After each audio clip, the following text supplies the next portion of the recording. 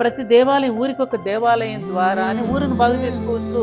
ప్రతి ఒక్కడు దేవుడు అనగానే సమర్పించుకుంటాడు, తన కర్మక్షయాన్ని తీర్చుకుంటాడు, తన పాపాన్ని కూడా పోగొట్టుకుంటాడు. ఒక్కోసారి మనకు తెలియకుండానే ఒక అక్రమ సంపాదన వస్తుంది మనకి. దేవాలయాన్ని కూడా అటువంటి డబ్బులు తీసుకొచ్చి చేస్తారు. దాన్ని మళ్ళీ ఆ పాపాన్ని పోగొట్టుకోవాలి. వాటన్నిటిని పోగొట్టుకోవాలంటే ఏం చేయాలి? ఊర్లో ఉన్నట్టు మంచి పనులన్నీ చేయాలి. సత్రాలు కట్టించాలి, చెట్లు నాటించాలి, అన్నం లేని వాడికి అన్నం పెట్టాలి, ఆసనాసనం. అందుకు కదా మనకు దేవాలయాలు పెట్టింది. ఊరికి గుండె, శరీరానికి గుండె ఎటువంటిది, ఊరికి దేవాలయం అటువంటిది. ఒక్క ఊరిలో ఒక దేవాలయాన్ని బాగు చేసుకుంటే ఊరంతా అసలు ప్రభుత్వాలు ఏమీ చేయక్కర్లేదు. ఆ దేవాలయమే అందరికి అన్ని ఇచ్చేస్తుంది. అంటే అందరూ సమానంగా పంచుకుంటున్నారు.